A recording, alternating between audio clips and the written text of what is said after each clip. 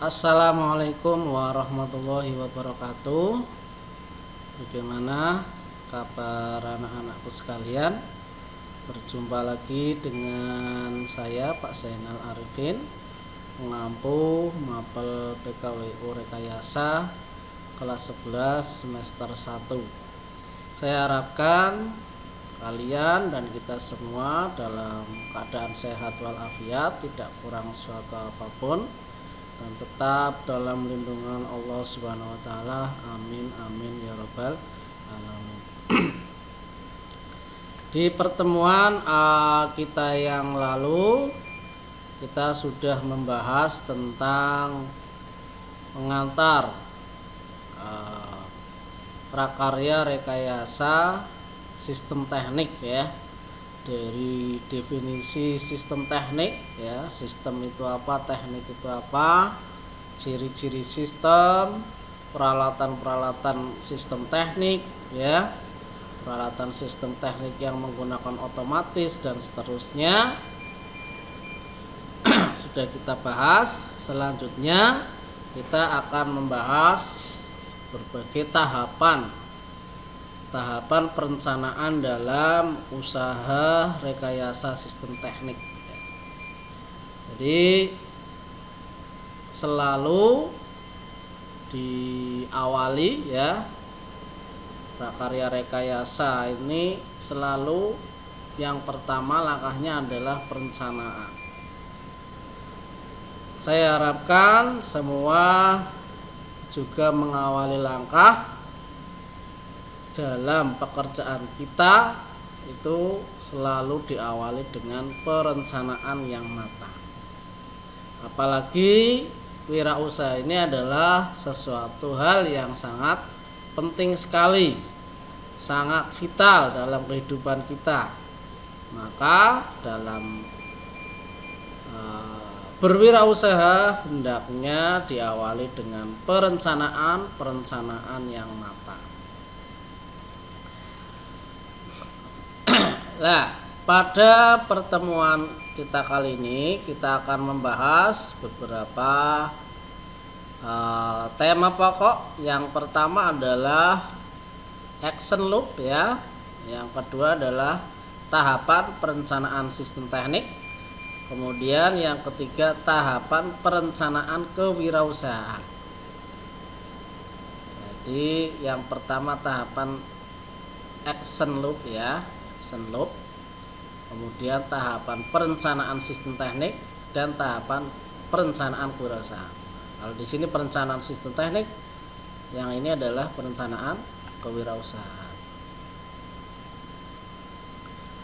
Ya, seperti kita tahu bahwa sistem teknik adalah perangkat mesin. Mesin ya. Jadi mesin itu kan suatu sistem teknik. Di dalam mesin terdapat berbagai macam elemen, komponen yang saling berkolaborasi, bekerja sama satu dengan yang lain untuk mencapai satu tujuan tertentu. Mesin diciptakan manusia itu untuk membantu pekerjaan manusia. Kerja itu kan rumusnya F kali S. S ini adalah jarak. Berarti dalam suatu kerja ini harus ada jarak. Kalau ada jarak berarti ada perpindahan, ada gerakan. Bagaimana suatu mesin itu diciptakan untuk membantu pekerjaan? Berarti mesin tersebut harus dibuat bisa bergerak. Nah, gerakan mesin tentu saja di awal pertemuan yang lalu kita sudah membahas berbagai macam gerak dasar mesin ya. Mesin untuk bergerak itu tidak asal-asalan. Pergerakan mesin itu diilhami dari gerakan tubuh manusia. Kenapa mesin kok bisa bergerak 360 derajat ya? Ya karena manusia dalam membuat mesin terilhami dari gerakan tubuhnya, yaitu dengan adanya sendi putar atau sendi peluru yang bisa bergerak ke semua arah. Maka dibuatlah seperti itu persendian tulang besinya ya. membuat gerakan mesin supaya 180 derajat seperti pintu. Nah, maka manusia juga melihat gerakan pada tubuhnya yang seperti gerakan pintu, yaitu menggunakan sendi engsel. Nah, mesin yang ingin bergerak seperti itu dibuat tulang besinya seperti sendi engselnya manusia. Selalu dan selalu mesin harus bergerak mengikuti gerakan yang dibutuhkan dalam pekerjaan tersebut. Jadi permasalahan di lapangan adalah permasalahan sistem, permasalahan teknik. Kira-kira sistem yang akan dibuat supaya bisa menyelesaikan suatu pekerjaan itu sistem yang seperti apa, gerakan-gerakannya seperti apa, kan gitu ya. Nah, supaya apa? Supaya mesin yang dibuat tadi, diciptakan tadi, dihasilkan tadi, diproduksi tadi sesuai dengan yang dibutuhkan. Kalau sudah sesuai yang dibutuhkan, wah, tentu saja sistemnya ini bisa diterima di masyarakat. Nah, di sini bagian action loop ini adalah suatu bagian ya, yang berisi langkah-langkah ketika kita akan membuat suatu sistem. Langkah yang pertama adalah inform. Ya, yang kedua adalah plan, yang ketiga decide, yang keempat carry out ya. Kemudian control ya, kontrol, kemudian evaluasi. Ya. Jadi sebelum kita membuat suatu sistem teknik, langkah yang pertama adalah inform. Kita harus mengumpulkan informasi sebanyak mungkin tentang kebutuhan-kebutuhan pelanggan kita, tentang kebutuhan konsumen itu butuhnya apa sih, produk sistem teknik yang seperti apa, yang gerakannya bagaimana. Itu ya. Jadi kalau kita membuat sistem teknik jangan langsung asal-asalan buat bisa-bisa kita sudah mengeluarkan banyak modal untuk proses produksi, setelah jadi tidak sesuai dengan yang dibutuhkan. Langkah pertama dulu, bila perlu melakukan survei, kira-kira konsumen itu butuhnya produk seperti apa. Itu ya. Kemudian setelah informs, kita sudah mengantongi informasi sebanyak-banyaknya. Selanjutnya adalah plan, desain produk sistem teknik, dibuat desainnya ya, supaya apa? Supaya kita lebih jelas lah ya. Kalau inform itu kan masih angan-angan, ide, tapi kalau sudah plan, nah ini sudah gambar ya, sudah digambar, desain, sudah hampir nyata. Oh, nanti mesinnya seperti ini bentuknya, dalamnya seperti ini, seperti ini. Jadi lebih real lagi kalau sudah didesain, dibuat plannya. Kemudian setelah plan, decide bahan, alat dan bahan, material. Materialnya ini harus disiapkan. Wah, nanti materialnya dapatnya seperti apa? Dapatnya di mana? Jauh apa dekat? Mahal apa murah? Tersedia apa tidak di dekat kita? Ya, itu harus diperhitungkan, dipikirkan ketika kita akan membuat suatu produk rekayasa sistem teknik. Kemudian berikutnya adalah membuat produknya.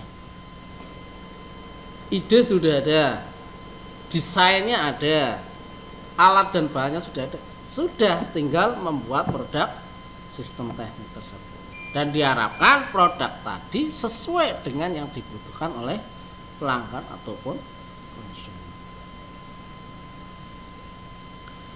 Kemudian setelah produknya jadi, langkah berikutnya adalah control. Diuji coba, jangan sampai produk yang sudah jadi mau dipasarkan belum diuji coba. Wah, ini bahaya. Kalian membuat suatu produk sistem teknik, taruhlah HP, udah dijual, karena belum diuji coba ternyata masih nyetrum. Itu kan bahaya. Jadi sebelum dipasarkan kita harus melakukan uji coba terlebih dahulu produk yang kita buat tadi.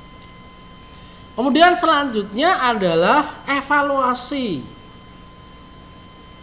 Mengevaluasi produk yang kita buat, sehingga kita tahu kekurangan-kekurangan yang ada pada produk yang kita buat, sehingga ke depan kita bisa membuat produk yang lebih bagus lagi, yaitu dengan cara menutupi kekurangan-kekurangan tadi. Jadi setiap produk itu harus ada evaluasi. Itu ya, paham ya tentang bagian action loop, yaitu tahapan perencanaan sistem teknik. Tahapan perencanaan usaha rekayasa sistem teknik. Yang pertama adalah ide dan peluang usaha produk sistem teknik. Jiwa dan semangat kewirausahaan penting untuk dibangun sedini mungkin, yang lebih mengarah pada bagaimana belajar mandiri, mengorganisasikan suatu pekerjaan secara sistematis, memecahkan permasalahan teknis, bekerja dalam tim, dan kesadaran akan kualitas dalam pembuatan produk rekayasa. Ya, jadi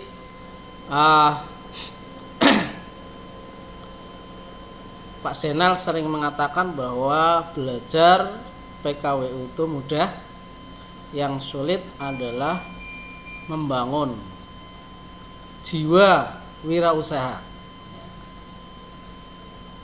Membangun jiwa wirausaha ini sangat sulit. Ya. Kita bisa lihat di sekitar kita, di lingkungan kita, kadangkala ada orang yang bapaknya kaya raya, tapi begitu orang tua meninggal digantikan sama anak-anaknya, nah, usahanya ini tidak bisa dilanjutkan karena kadangkala orang tua lupa menanamkan jiwa wirausaha pada anak-anaknya. Yang anaknya petani lupa menanamkan jiwa petaninya kepada anak-anaknya. Akhirnya apa? Setelah orang tua meninggal, anak-anaknya tidak bisa mengolah sawah. Yang bapaknya tadinya pedagang berhasil lupa mewariskan jiwa kewirausahanya kepada anak-anaknya. Akhirnya apa? Ketika dia meninggal, anak-anaknya tidak bisa berdagang. Lah, jiwa wirausaha ini sangat penting. Siapa yang bisa kreatif mendapatkan ide-ide dan mampu melihat peluang-peluang bisnis adalah mereka-mereka yang memiliki jiwa wirausaha yang tinggi. Maka dari itu jiwa wirausaha perlu ditanamkan sedini mungkin. Kalau kita sudah memiliki jiwa wirausaha yang bagus, maka dengan mudah kita bisa menemukan ide-ide dan peluang-peluang. Ya. Jadi mereka yang sudah memiliki jiwa wirausaha, ada sedikit peluang saja tahu, apalagi kalau banyak peluangnya. Tapi kalau yang tidak memiliki jiwa wirausaha, walaupun di situ banyak peluang, dia tidak akan pernah menemukan ide peluang bisnis. Maka dari itu belajar wirausaha itu mudah, yang sulit adalah menanamkan jiwa kewirausahaan. Makanya di sini hubungan antara jiwa dan semangat kewirausahaan kaitannya dengan action loop ini sangat erat sekali. Siapa yang bisa mewujudkan produksi usaha sistem teknik, yaitu mereka-mereka yang memiliki jiwa wirausaha yang tinggi. Setelah memiliki jiwa wirausaha tinggi, dia bakal menemukan ide-ide, gagasan-gagasan, peluang-peluang bisnis membuat produk sistem teknik. Dan bagaimana cara membuat produk sistem teknik? Langkah-langkahnya ada di bagian action. Jadi ini sangat terkait antara jiwa wirausaha, produk sistem teknik, dan bagian action.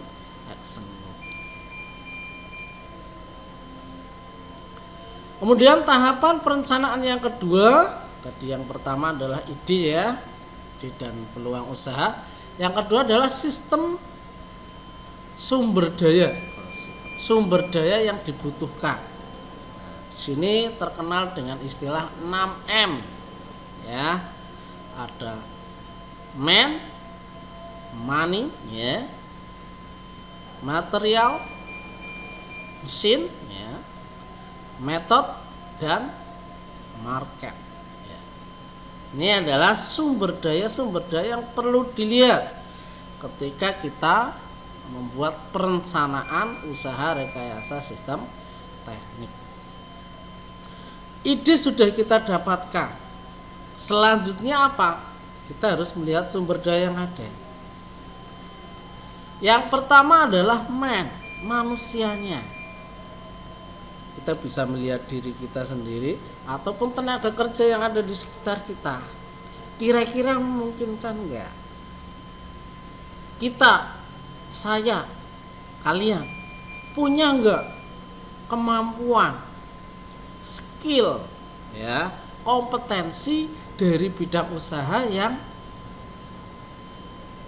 akan kalian produksi apa tidak? Mainnya dilihat dari kitanya sendiri. Ataupun kalau misalnya enggak, kita punya uang, kita bisa membeli tenaga kerja di sekitar kita itu ada enggak? Bisa enggak kita rekrut, apakah harus melalui pelatihan khusus dan seterusnya? Mainnya harus dilihat. Jadi ini merupakan sumber daya.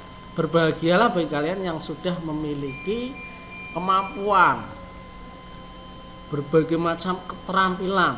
Itu merupakan sumber daya kalian. Kalian kok bisa misalnya ahli di bidang programmer, ahli bidang masak. Ini sudah merupakan suatu aset, sumber daya. Nya sudah dapat. Kemudian uang juga harus dilihat. Jangan sampai kita mau berwirausaha uang saja nggak punya, kita harus punya modal. Jangan sampai mau membuka usaha modal pertamanya adalah hutang. Ini ya bisa tapi bebannya sangat berat. Kemudian material. Material ini juga harus dilihat ketika kita akan memulai usaha. Materialnya itu dari bahan-bahan yang mahal atau yang murah untuk mendapatkannya, dari tempat yang jauh atau dekat. Ini harus dilihat. Kemudian mesin ini juga termasuk sumber daya yang kita miliki. Maka dari itu saya ingatkan, maintenance ini harus selalu dilaksanakan. Untuk apa? Merawat mesin-mesin kita. Ada pepatah bilang bahwa segala sesuatu baru terasa kalau sudah hilang.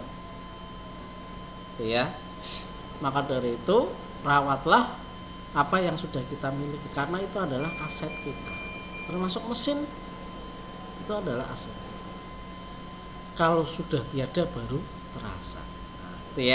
Lagunya seperti itu. Makanya sebelum kehilangan kalian jaga mesin, karena itu merupakan aset. Kalau rusak berarti kita harus melakukan pengadaan lagi, dan pengadaan itu tentu saja menggunakan uang.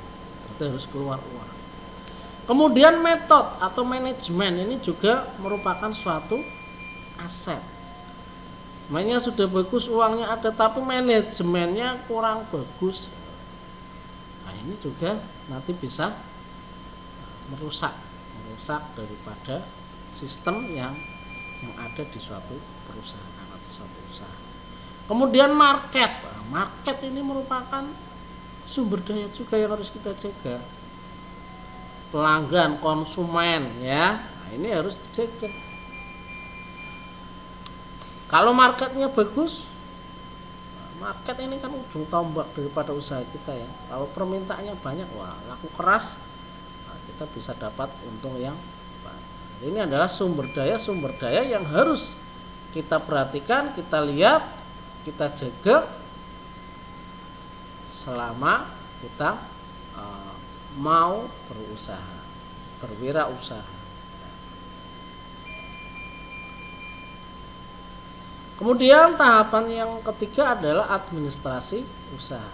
Administrasi usaha mencakup aspek perizinan usaha, surat menyurat, pencatatan transaksi yang meliputi pencatatan transaksi keuangan dan pencatatan transaksi barang atau jasa, dan aspek pajak baik pajak pribadi maupun pajak perusahaan. Ya. Jadi selanjutnya adalah administrasi usaha. Didi sudah punya sumber daya, sudah ada ya.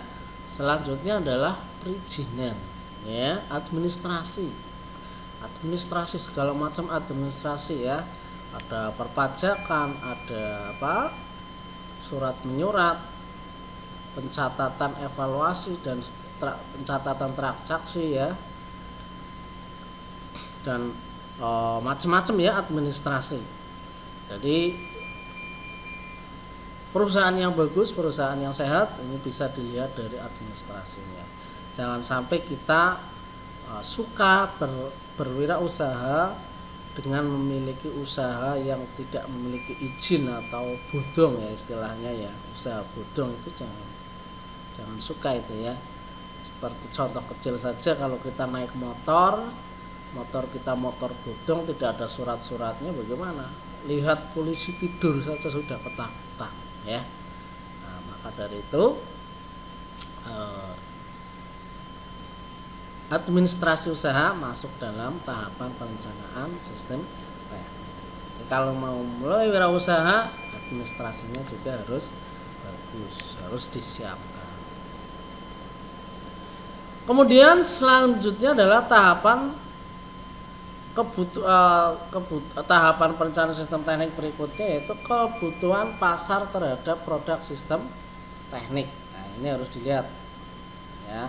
Produk rekayasa peralatan sistem teknik sebagai bagian dari jutaan produk yang kita jumpai dalam kehidupan sehari-hari dengan tujuan untuk mencapai efektivitas, memperlancar kegiatan dan kenyamanan pengguna. Industri kreatif dengan memperhatikan kearifan lokal dan mengkreasi potensi lokal yang memiliki nilai kultural dikembangkan menjadi suatu produk yang memiliki nilai tambah dan kekuatan ekonomi baru.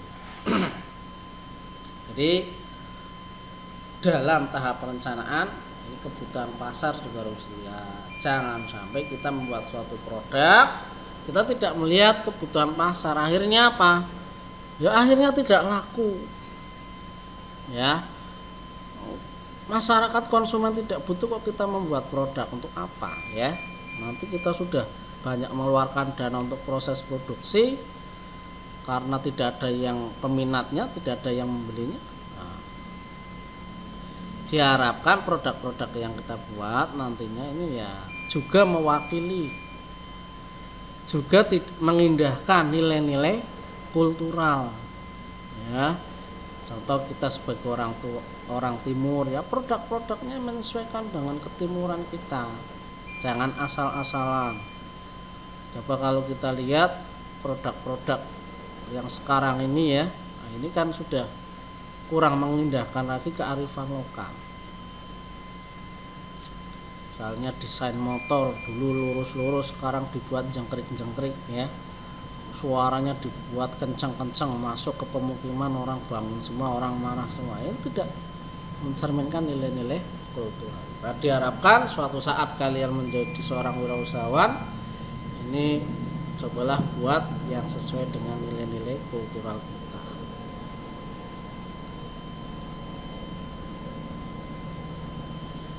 Ya, selanjutnya adalah perencanaan usaha dalam kewirausahaan. Kalau tadi perencanaan usaha rekayasa sistem teknik. Nah, ini secara umum ya. Tahapan kewirausahaan secara umum yang pertama adalah memulai, melaksanakan, mempertahankan, mengembang. Ini tahapan. Oke. Tahapan memulai. Ini tahapan yang paling sulit itu, tidak bisa dianggap enteng. Kalau kita mau memulai hal-hal yang baik itu biasanya setannya banyak ya, dari kanan kiri atas bawah ya. Seperti ketika Nabi Ibrahim itu mau menyembelih putranya, dapat wahyu dari Allah, maka apa? Setan dari depan, belakang, kanan, kiri ini sudah menggoda semua. Mau berwirausaha hal yang baik ini juga banyak godaannya. Nah, misalnya dari kanan ke percuma rugi, gulung tikar. Kita memulai juga berat ya. Jadi hanya yang memiliki jiwa wirausaha yang tinggilah yang mampu memulai wirausaha. Kemudian tahap melaksanakan lebih berat lagi ya. Mencakup pembiayaannya ya, organisasinya, kepemilikannya, berat ya. Kemudian tahap mempertahankan. Nah, ini sangat berat supaya tetap eksis, tidak gulung tikar ya. Nah, ini harus menganalisa perkembangan ya, kemudian menganalisa keinginan konsumen yang terkini ya. Kemudian yang paling sulit adalah tahap mengembangkan. Ini harus memiliki jiwa kreativitas dan inovasi yang sangat tinggi, dan ini merupakan kunci keberhasilan seorang wirausaha adalah harus bisa mengembangkan, tidak stagnan ya, harus bisa mengikuti perkembangan zaman. Kalau tidak mengikuti perkembangan zaman seorang wirausahawan, maka akan tergusur oleh wirausahaan yang lebih kreatif lagi. Ya, saya rasa cukup. Terima kasih atas perhatiannya. Saya akhiri. Assalamualaikum warahmatullahi wabarakatuh.